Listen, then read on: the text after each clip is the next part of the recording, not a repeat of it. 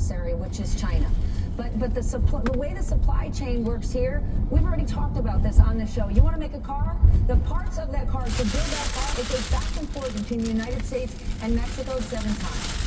Canada is our trading partner. They are our brother. The fact that the president is going after every single country individually, none of it makes sense. And if you don't believe me, look at the president's moves in the last week. So we have never had an intraday chart showing tariffs on, tariffs on, tariffs on, tariffs off. And Howard Lutnick can tell you all day long, well, look, we threatened Canada. We were going to impose these tariffs. We really got our way. No, they didn't. Show me one single agreement that's happened in the last 2 weeks where America won big. And the president and the administration can spin it any way they want, but it's tough to spin when you actually go to the American people and they see how much their lives cost. When you go to big business or small business that are strangled right now by these tariffs, or think about what it's doing to the American farmer. It was the president a week ago that said, we're going to get rid of competition. Have fun out there, guys. They're not having fun when you cancel the $1 billion of U.S. aid that they were planning on sending their surplus overseas. They're struggling, and what we might end up is an aid bill for farmers, which is the opposite of what the administration should want or need to do. And yet, President Trump on Truth Social this morning defending his economic plan. Steph Rule. He's all in. Thank you so much. We, of course, will be watching the 11th hour, weeknights at 11 p.m. Eastern, right here on MSNBC. Coming up next on Morning Joe, we'll show you the dramatic scene where passengers were forced to evacuate onto the wing of a plane after it caught fire at Denver International Airport. Another one? We'll be right back with that. Consumer Cellular is lowering the price for those 50 and up. Get 2 unlimited lines for $30 each. That's just $60 a month. Switch to the carrier ranked #1 in network coverage satisfaction. Visit consumercellular.com today.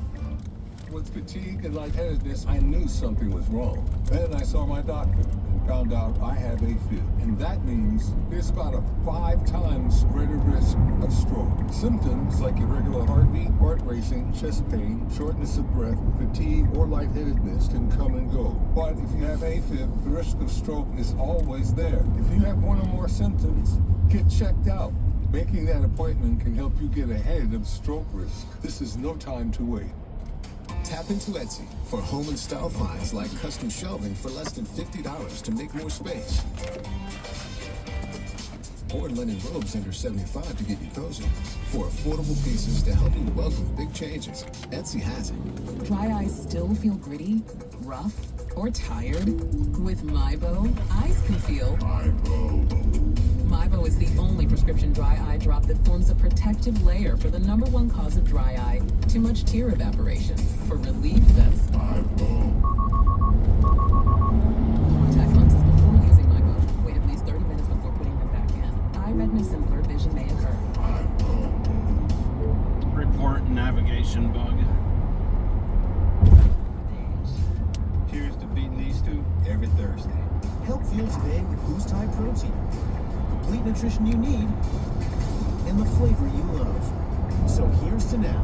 Now available, Boost Max. Psoriatic arthritis symptoms can be unpredictable. Monday, get joint start. Next sits on your skin. I got Cosentix. Feels good to move.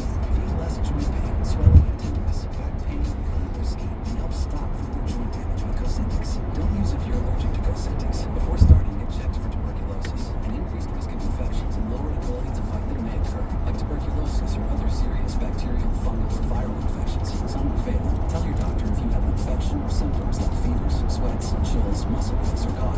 Had a vaccine or plan to, or if inflammatory bowel disease symptoms develop or worsen. Serious allergic reactions and severe eczema-like skin reactions may occur. Just what's the rule? Ask your rheumatologist about Cosentix. Can a mortgage move you forward? Absolutely. SoFi has helped over 130,000 people take the leap toward homeownership. Join SoFi Plus and get a $1,000 home mortgage discount. Consumer Cellular is lowering the price for those 50 and up. Get 2 unlimited lines for $30 each. That's just $60 a month. So switch to the carrier ranked #1 in network coverage satisfaction. Visit consumercellular.com today. Dogs are weird and unique, with unique nutritional needs, like picky palates or sensitive stomachs. So at Ollie, we use clean, human-grade ingredients, all crafted just for your own little bundle of weird. I own. The following is a re-review of You hear that? I said you guys are weird. They are without comparison the best diapers I've ever used. Are you My son weird? started sleeping 10 hours the day we put coterie on. You got weird ears. Hearing your flop ears. They're very cute ears though. There's an easier way to bank and get up to $500 in 5 minutes or less when you download Dave. After Homago cleaned our place for $19, we fired out our housekeeper. Homago tackled everything from our kitchen to our bathroom, all our laundry. You just pick a date, pick a cleaner, and enjoy a spotless house for $19. Welcome back. FAA investigators are looking into the nation's airports this morning after an American Airlines plane engine caught fire in Denver. NBC News correspondent Steve Patterson has the latest.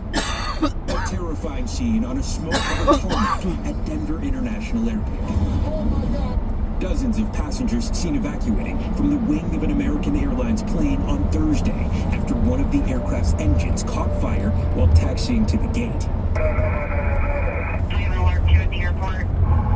Ground crews scrambling to the scene, putting up ladders, while slides were also used to escort people down, according to the airport. Oh my gosh, they're emergency evacuating. They're running out. The Dallas-bound flight, a Boeing 737-800 aircraft, departed from Colorado Springs just before 5 p.m.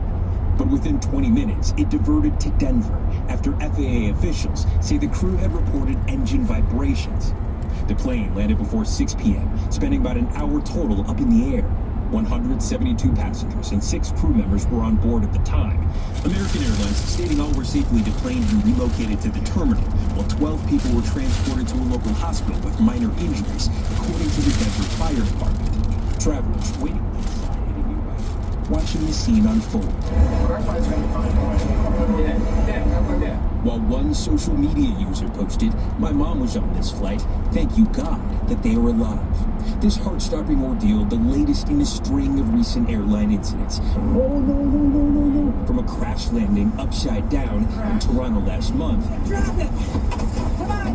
to the deadliest U.S. air disaster in over 2 decades, when an American Airlines commercial plane collided with an Army helicopter over the Potomac River in January, killing 67 people. Now, as relief settles in after this close call, American Airlines thanking its crew members and first responders for their quick and decisive action with the safety of everyone on board and on the ground as the priority. That was NBC's Steve Patterson responding, and at least there's been a series of incidents that Steve just outlined for us. And you combine that with some of the cuts that Elon Musk and Doge has wanted to put forward to the FAA, to the NTSB. And it does seem like I know a lot of people right now who are very nervous to fly. It is such an uneasy time about flying. I've never had any problem with it. But then you have relatives saying they know you're going on a trip. Oh, okay, I hope it goes well. And people just not wanting to get on planes. And these big airplanes burning. And then what happened in D.C., it does just make everyone have a lot more trepidation. And then coupled with the cuts that seem pretty senseless and haphazard that Doge is doing, it is not a reassuring time. No, not a reassuring time at all. Maybe we rethink cuts to the FAA. Maybe we rethink cuts, to TSA. Maybe we rethink all of these random cuts. So where I think, sending air traffic controllers home. So it certainly makes a lot of sense to kind of back up in that area for air safety. So John Lemire, I cannot believe when I was talking about New York City and possibly one of the great 4-year stretches in New York in sports history, where I talked about the Jets Super Bowl, the fight of the century in 71 at Madison Square Garden between Ollie and Frazier, talked about the Knicks in 70 and 73, and of course Secretariat Belmont in 1973. I forgot the most remarkable story, the Miracle Mets of 1969, a team that started in 62, and their manager asked, "Can't anybody around here play this game?" And 8 years later, the first expansion team to win the World Series. Pretty extraordinary. And maybe those memories can keep Mets fans warm this long summer where, I don't know, do you think the Mets finish third or fourth? They're in a very tough division, but Hope Springs with Juan Soto, and you're right, that stretch there, late 60s, early 70s, so amazing for New York sports scene, rivaled only by, I'd say, 4 days in October 2004. 4 days in October, exactly. Well, that does it for us this morning. Ana Cabrera picks up the coverage after a short break.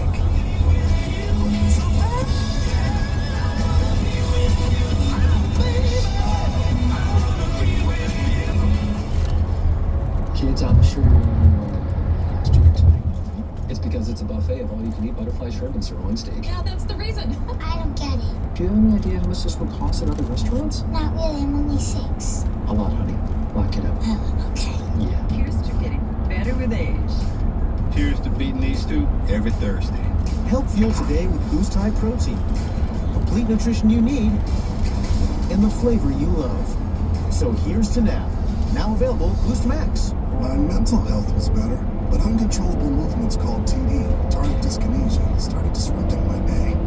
TD felt embarrassing. I felt like disconnecting. I asked my doctor about treating my TD and learned about Ingrezza. Ingrezza is clinically proven to treat TD, quickly reducing TD by greater than 5 times in 2 weeks. #1 prescribed Ingrezza has dosing that's always 1 pill once daily. And keep taking most of the time.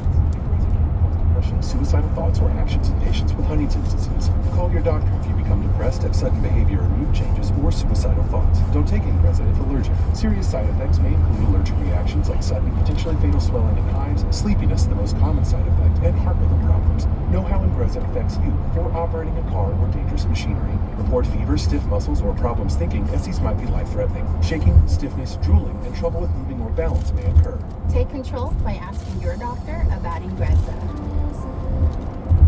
Buying a car is kind of a big deal. But you use the Car Gurus app. That's Price Dropper. Deals come to you. Big deals right where you need them. Car Gurus. Download the app today.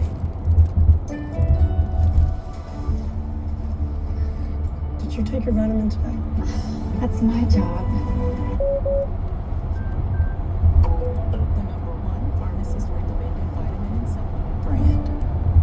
Consumer Cellular, ranked #1 in network coverage and customer satisfaction. Hi, my friend Linda has you guys and gets way better coverage than I do. Sounds like Linda has you beat. Only in coverage. And plans start at $20. Okay, press 2. Call or visit Consumer Cellular to switch today. Each week, veteran lawyers Andrew Weissman and Mary McCord break down the latest developments inside the Trump administration's Department of Justice. The administration doesn't necessarily want to be questioned on any of its policy. Main Justice. New episodes drop every Tuesday. Right now on Ana Cabrera Reports, breaking news on Capitol Hill, a Senate vote in hours on the GOP bill to avert a government shutdown. Minority Leader Chuck Schumer breaking from his own party. The fury dividing the Democratic ranks. Plus, Dr. Oz facing a tense Senate confirmation hearing this morning. New questions about whether he underpaid taxes to the agency he wants to lead. Also, a turbulent week on Wall Street nearing its end, and the president's fresh dismissal of the turmoil unleashed by his global trade war. And later, 2 judges ordering the White House to reinstate thousands of federal workers, delivering dual legal blows to DOJ.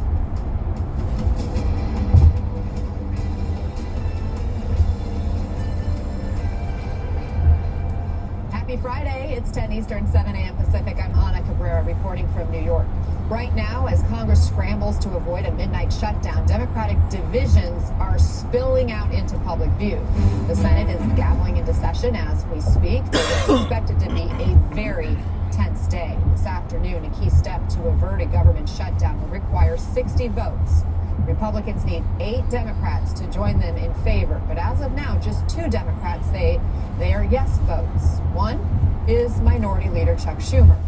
After shocking his party by announcing he'll vote to advance this GOP spending bill, Schumer faced immediate backlash from prominent Democrats and spent the ensuing hours defending his decision.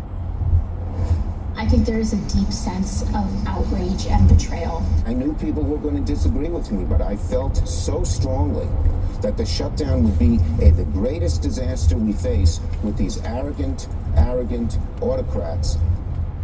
Let's bring in NBC News Capitol Hill correspondent Julie Sirkin. John Bresnahan, co-founder of Punchbowl News, former Democratic Congressman Joel Crowley of New York, and former Republican Congressman from Florida, Carlos Curbelo. He's also an MSNBC political analyst. Julie, how are we expecting this to play out a few hours from now? Well, in about 4 hours, we should have a better answer to that question, Anna. It's because they're set to take the next vote on the procedural step. That would be that 60 vote threshold. It's where we could potentially see 6 more Democrats, Schumer and Fetterman, and all Republicans except for Senator Rand Paul, in advancing this bill to the next step. The open question that you raised, are there the other 6 Democrats to join him?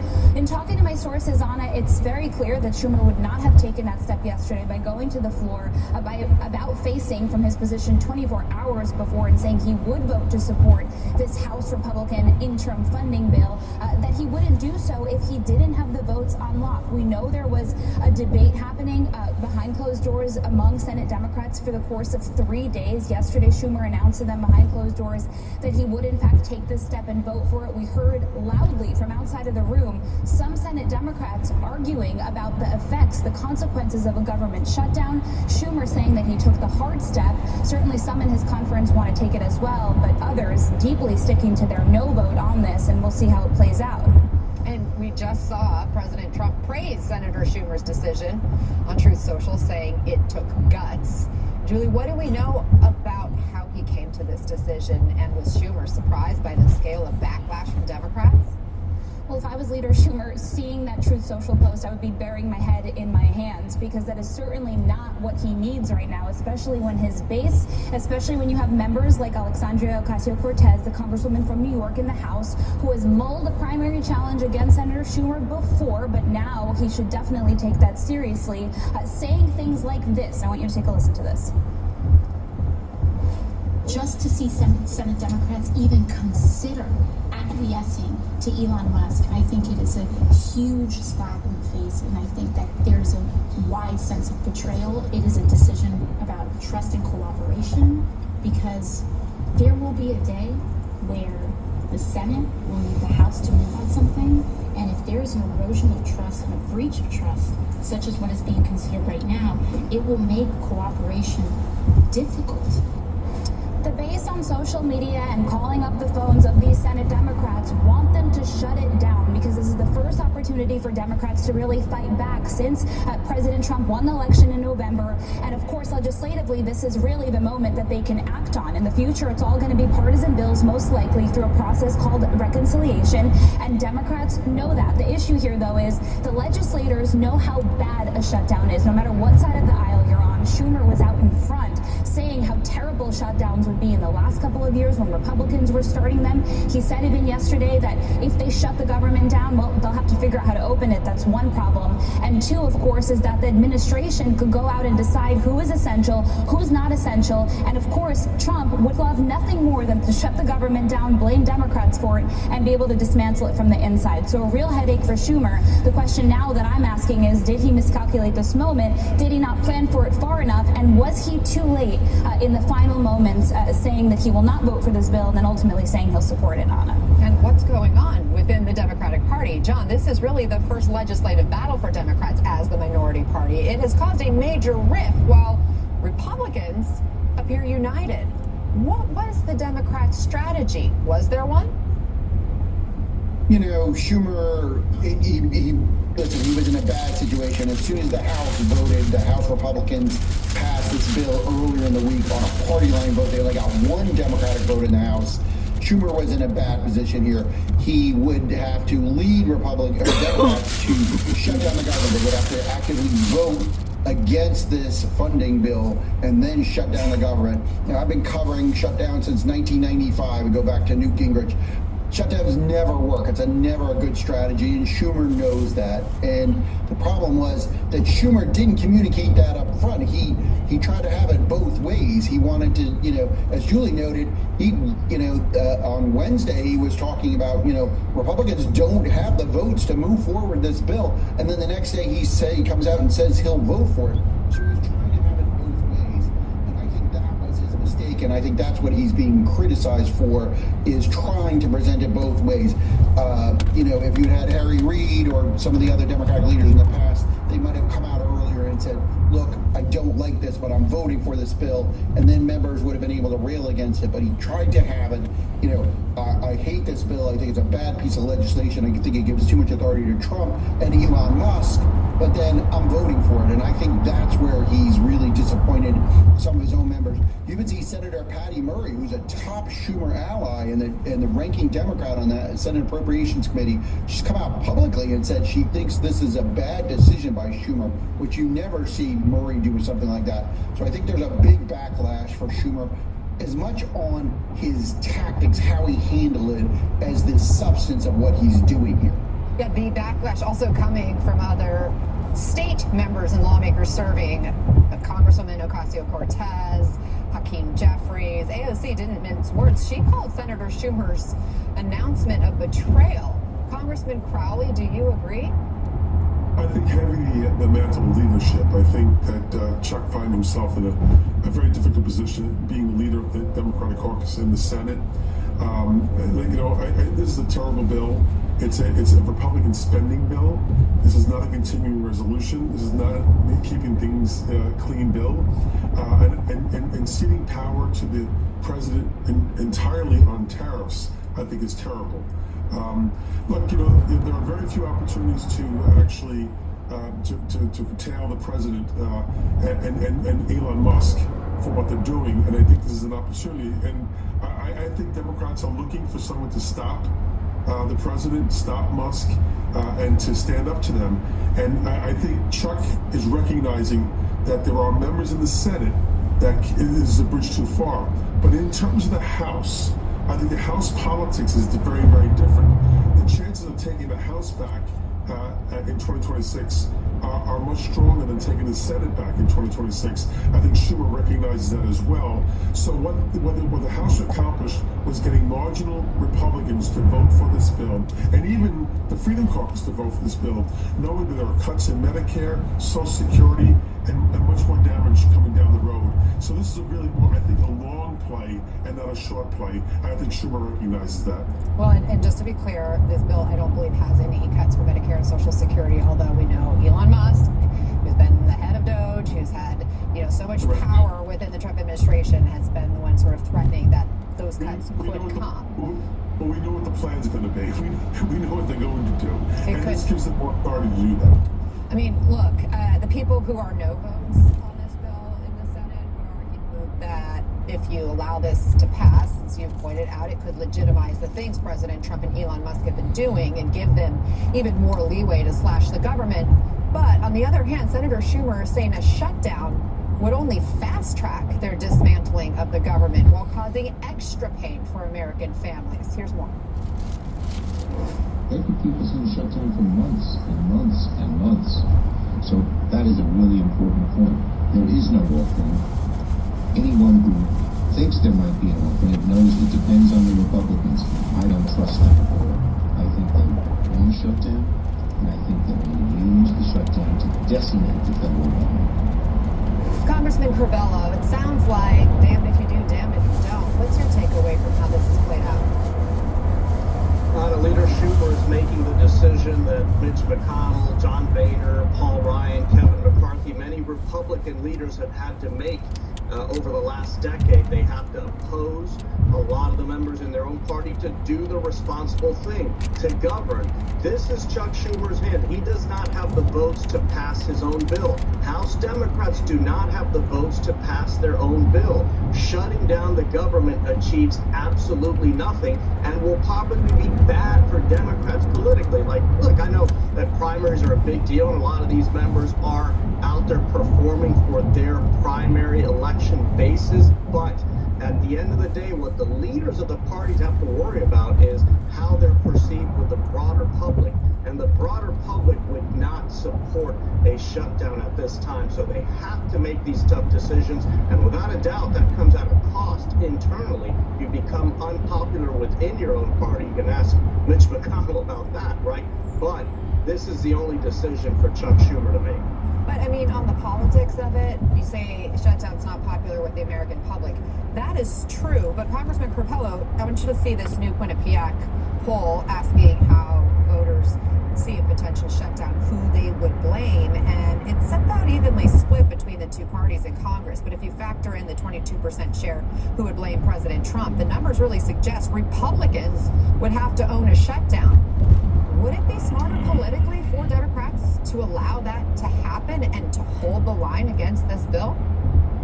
I think in the long run, it wouldn't, Anna. If you were the party defending the importance of the institutions of the... I should be there at 10:20 or 10:25. Federal government, the importance of all these agencies, of all these programs. There are other ways to shine a light on what you disagree with. There are other ways to attack some of the things the Trump administration is doing that you don't like. Defunding these very agencies would be counterproductive. I think in the long run, Democrats would lose that argument before the public. John, this type of legislation usually requires Republicans and Democrats to work together. That didn't happen here. So what kind of leverage do Democrats have going forward? What's to stop Republicans from going alone on everything? Well, there's a lot of stuff that they'll have leverage on. There's a debt limit bill that will come up in a couple of months. Republicans may have in the House, they wanted to pass it as part of reconciliation, means just on a party line vote. The Senate doesn't want to do that. There's a disaster funding bill that the Congress will have to pass to address California wildfires, the terrible California wildfires and other areas. That's going to need bipartisan support. And at the end of the day, they're going to have to fund the government in September. Now, I've always thought, frankly, that that's when we would see the shutdown would be October, when they try to fund for next year, for FY 2026. This is FY 2025. Not to get too technical, but they're funding right now. I always thought that's where the shutdown would be, because that'll be 6 months from now. Trump will have been, more in office. They'll have tried to pass a tax cut Medicaid and cut other programs. So I thought that's where we would see it. Democrats have leverage here. It's, Schumer knows this 3 months into Trump's presidency, not even 3 months into Trump's presidency, there'll be places for Democrats to do this. So I think that, Schumer, as Carlos pointed out and Joe pointed out, this is a tough situation for a leader. I think he made the decision, can't do it now. There are other places where we'll be able to get Republicans and we'll get Trump. But this is not the moment or the time or the fight for us to have. And, of course, the Senate's just gaveling in today. We'll be listening to see if Senator Schumer makes any comments this morning. Congressman Crowley, what is the big lesson here for Democrats? What do they need to do now? I think Democrats are looking for a fight. I think they're looking for someone to step up and be that leader at this point. I think Chuck Schumer's in a difficult position, being the leader of the Senate, protecting his members as well. He knows there are more members that want to vote for this than not in his conference. And so I think he's trying to be that leader. It's not just John Fetterman. I think that, though, Democrats overall are looking for that person. Who is going to be our leader? Who is going to be the person that's going to be the steadfast opposition to what this president and what the Republicans are proposing? Majority Leader John Thune speaking right now. Let's listen in. Work so that we can begin to do this year's work. To be clear, Republicans aren't thrilled about another CR, but it is our best option to make sure that last year's failure by Democrats doesn't interfere with this year's appropriations process. And I'm hopeful that enough Democrats will reject their party's threat of shutting down the government to get this bill passed today. As I said yesterday, it's time to move on. And moving forward, appropriation bills are going to be a priority in the Senate. When the Appropriations Committee sends a bill to the floor, my goal is to bring it to the floor for consideration. And I hope that my Democrat colleagues will cooperate in that effort. We're going to have a debate, consider amendments, and vote. We're going to try to 5-year pileup in continuing resolutions that I know we are all tired of. Mr. President, another continuing resolution, another CR, was nobody's first choice. But I can tell you this, the next time the Senate votes on an appropriation bill, it won't be on the eve of another shutdown. So I appreciate my colleagues' support for this continuing resolution, and I look forward to a much better process for fiscal year 2026. Okay, that's Majority Leader John Thune. We'll keep listening. We expect Senator Chuck Schumer to also speak. As soon as he starts his remarks, we'll dip back in. So Julie Sirkin, John Bresnahan, former Congressman Joe Crowley, Carlos Corbello, thank you. Please stay close. Up next, investigators brace for more economic turbulence from President Trump's trade war. Is the White House feeling the pressure at all? Plus, Elon Musk visits the top secret agency nicknamed the Puzzle Palace. Hi, Jason. I am actually on my way right now to a funeral, and I won't be back until later this evening. I didn't see your message until after I had already left. Why was the Doge leader at the NSA? And later, just a terrifying scene here. Passengers forced to flee through thick smoke after their plane engine catches fire in Denver. The latest in a string of air scares. We're back in 90 seconds.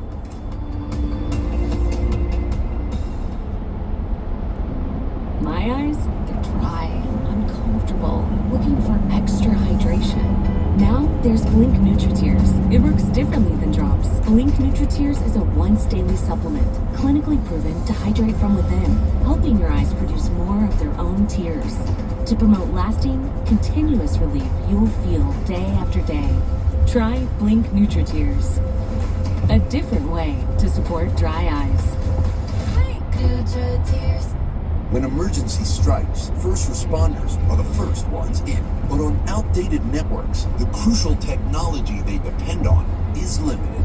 That's why T-Mobile created T-Priority, the only solution built for the 5G era that can dynamically dedicate up to 10 times the capacity for first responders. T-Priority, built for tomorrow's emergencies. Ready today. With fatigue and lightheadedness, I knew something was wrong. Then I saw my doctor and found out I have AFib. And that means there's about a 5 times greater risk of stroke. Symptoms like irregular heartbeat, heart racing, chest pain, shortness of breath, fatigue, or lightheadedness can come and go. But if you have AFib, the risk of stroke is always there. If you have one or more symptoms, get checked out. Making that appointment can help you get ahead of stroke risk. This is no time to wait. President Trump doubling down on his global trade war as we near the end of a turbulent week on Wall Street. The Dow in the green this morning, as it appears the government may avoid a shutdown. This after anxiety over Trump's tit-for-tat tariffs sent stocks tumbling yesterday afternoon, day in a row. With the S&P 500 actually sliding into correction territory, down more than 10% from its record high back in February.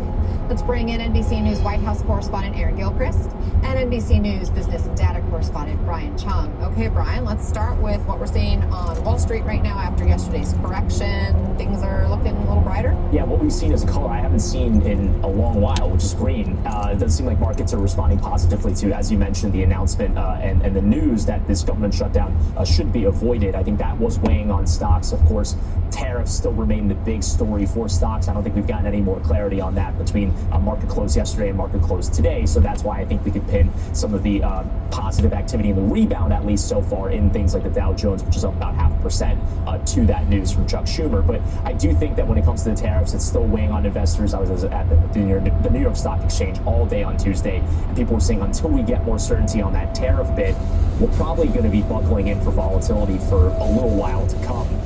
UBS, a Wall Street bank, also saying the same thing. So again, these upswings and downswings and dramatic moves in the stock market are likely going to be happening for a little while until we get a little bit more certainty, or if we get more certainty at any point in time, over exactly how the Trump administration is going to navigate these discussions, essentially every country around the world. And at this point, Aaron, the president is not backing down from his trade war. despite the turmoil we've seen this week. In fact, this morning, the president was doubling down, writing on Truth Social, "Our economy will boom like never before." Here's more from the president. We've been ripped off for years, and we're not going to be ripped off anymore. Now, I'm not going to bend at all. We've been ripped off as a country for many, many years. We've been subjected to costs that we shouldn't be subjected to. The White House keeps framing this as short-term pain. So when do they expect the pain to be over, Aaron? Well, Anna, that really is the $64,000 question, right? We don't know from the Trump administration what sort of timeline they expect to be seeing for some of the changes that they're making to the economy. Obviously, these tariffs are something that has created a lot of bombast from President Trump himself and other members of the administration. But when you cut through that, I think what you hear from the administration is a message that is trying to encourage people to have patience and to give the economic plans of the president some time to work. While these tariffs are things that we anticipate are going to cause immediate pain in different industries at different points in the supply chain process, there is this thinking from the administration that it's moving fast to cut taxes, that it's moving fast to cut regulations, and that ultimately will spur business development in this country, will spur manufacturing, will spur job creation, that they're getting investment, large billion-dollar investments from companies around the world here in the United States that over time will lead to economic growth, will lead to making America more wealthy, as the president has said time and again. Ultimately, all of this designed to spur growth. But there is some concern. We know from officials that there at the National Economic Council, there are some fears about how long it will take to deal with any downturn that might actually happen as a result of some of these policy ideas. At the same time, you heard the president say he anticipates there would be a little disturbance. He didn't really qualify what little disturbance means. The Treasury Secretary said that there would be a detox period as the country transitions from government spending to more private sector spending. Again, not really setting a timeline for what that detox period would be. The Commerce Secretary, Anna, also indicating he expected that there could be prices that would go up on some foreign goods that come into the United States, but he predicted that there wouldn't be massive inflation in this country. So the messaging that we're getting from the administration is a bit mixed. They're going hard, thinking now is the time to sort of break things and try to force through these big economic plans immediately, and that the impact would be positive down the road. Also, we know that there have been massive job layoffs at agencies around the federal government, and some of these decisions are also going to lead to layoffs in the private sector. And we're going to talk about all those layoffs and some events there momentarily. Aaron Gilchrist, Brian Trung, guys, thank you both. We'll, of course, keep an eye on the markets. Meantime, legal blows to Doge. Thousands of workers ordered to be reinstated. But how's that going to work? Do they even have an office to return to? Plus, Dr. Mehmet Oz will be in the hot seat for his confirmation hearing today as he's accused of underpaying taxes to the very agency he's hoping to lead.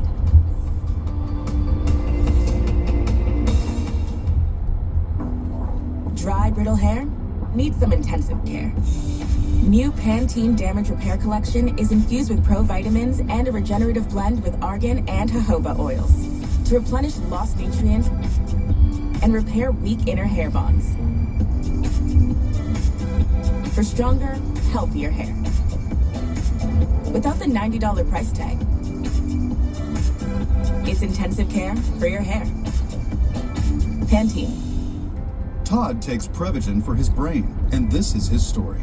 Hi, I'm Todd. I'm a veteran of 23 years. I served 3 overseas tours. I love to give back to the community. I saw a Prevagen commercial and did some research on it. I started taking Prevagen about 3 years ago. I've told my coworkers and family since taking Prevagen how much of a difference it's made in my life. I feel really good. Prevagen, for your brain.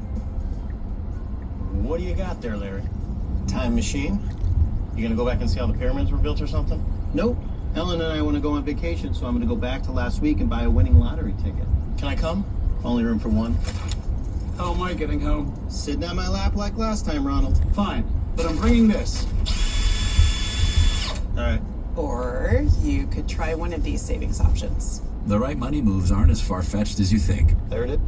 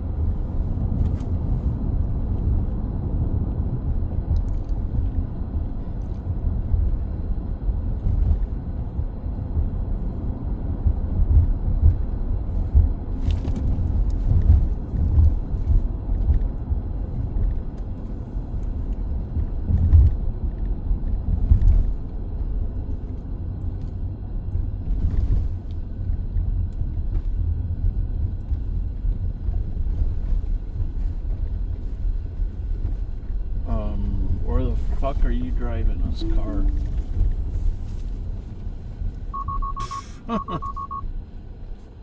Or a port bug driving down the train track. Talk about going backwards down the number line. Holy shit.